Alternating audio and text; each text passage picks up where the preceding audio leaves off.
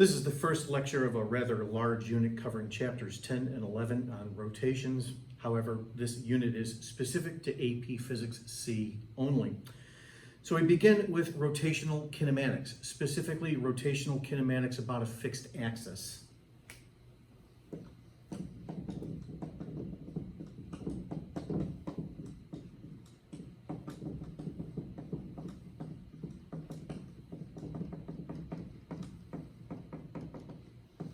Okay, now the term fixed axis means that the axis of rotation is at rest relative to an inertial reference frame.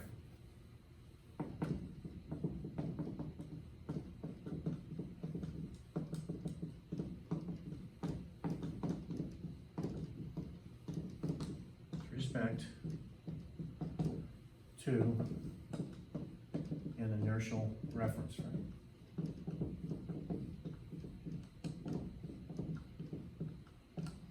Okay, recall that an inertial reference frame is a reference frame at a constant velocity. Let's just consider the room to be an inertial reference frame, and it's at rest. Okay, now specifically, here's what I'm referring to. I'm going to use this really old turntable here as a demonstration tool. And then what we'll do is we'll take a look at a point on the rim of the wheel, which I have outlined here by this object that is taped to the wheel. And then I'm going to go ahead, for example, and let it spin up to uniform circular motion. Like so. And then if I turn it off, let's then let it go ahead and spin down from uniform circular motion, like so. Now, of course, back in chapter 5, we did the kinematics of uniform circular motion. That led to an understanding of centripetal force. Essentially, what we're going to do here is expand upon that and now talk about what happens, for example, as the turntable spins up or alternatively spins down. Okay, for purposes of derivation, let's go ahead and picture a situation where the turntable is spinning up. Okay, let me move this out of the way. And now let me begin by drawing the following.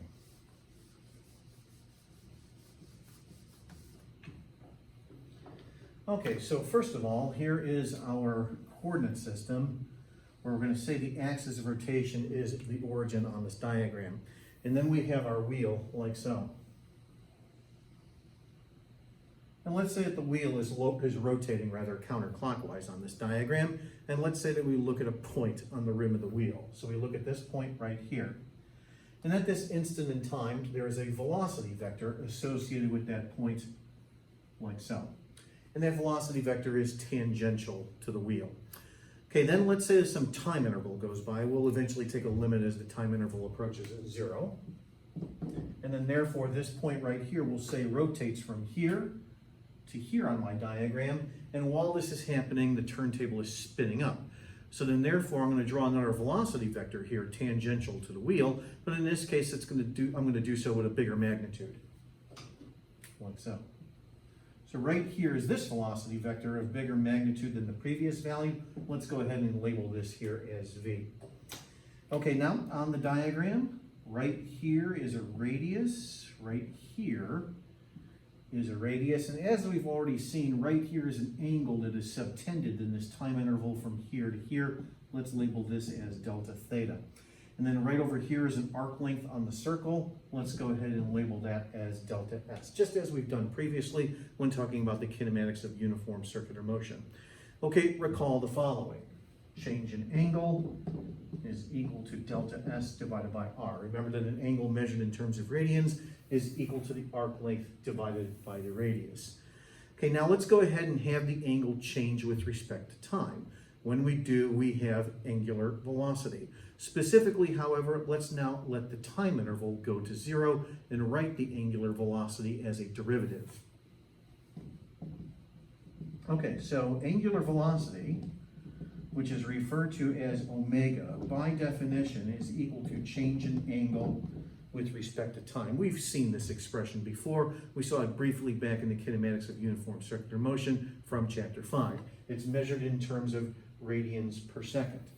Now it's related to the linear quantities, specifically the linear velocity, v, through this expression. Take this expression here, divide it by time, and let the time interval then become infinitesimally small. Therefore, this expression then looks like this. Change in angle with respect to time is equal to distance divided by time and then divided by the radius r, once again from this expression. Distance divided by time is describing the magnitude of the velocity vector. It's the linear speed v. This right here on the left-hand side, however, is the angular velocity omega. So omega is equal to v over r. More commonly, you see the expression written in the following way: v is equal to r omega. Once again, we've seen all of these quantities before. In addition to that, by the way, keep in mind that a point on the rim of the wheel does have a centripetal acceleration vector inwards towards the center of the circle. The magnitude of the centripetal acceleration vector at any instant in time is equal to the linear speed squared divided by the radius r. Once again, we've seen all of this before.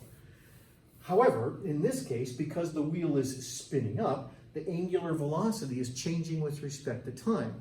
Therefore, we can now describe what is referred to as angular acceleration.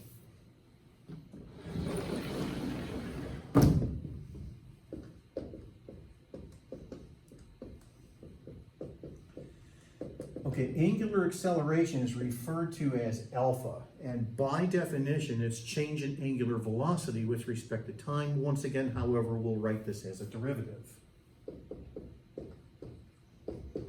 Like so. Angular velocity omega is measured in terms of radians per second. Therefore, angular acceleration is measured in terms of radians per second squared. Written like so. Let me jump back up to the dot board for just a moment and write the angular velocity omega in terms of radians per second.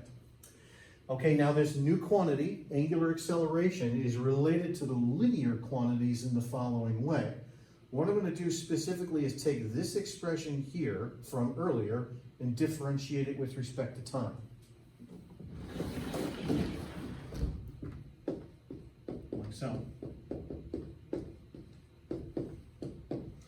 So if I differentiate with respect to time, right here is this new quantity, the angular acceleration. Once again, angular acceleration describes how the angular velocity is changing with respect to time.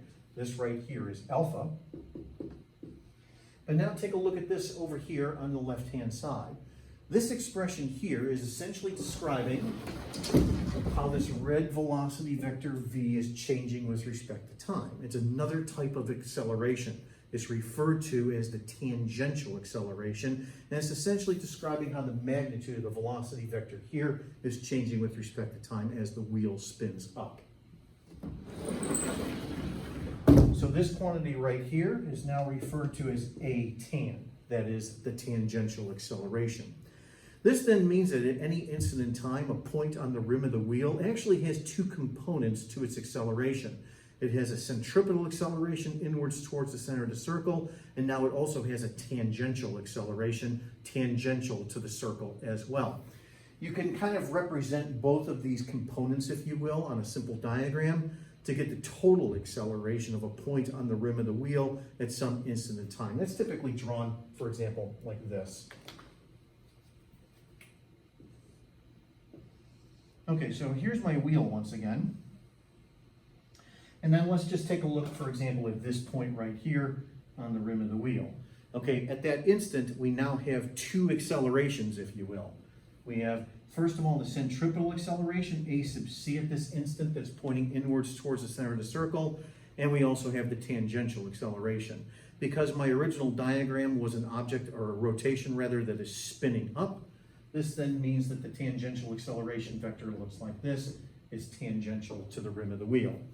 This then means that if you add these two vectors together, you then get the total acceleration. The total acceleration is usually written in the following way.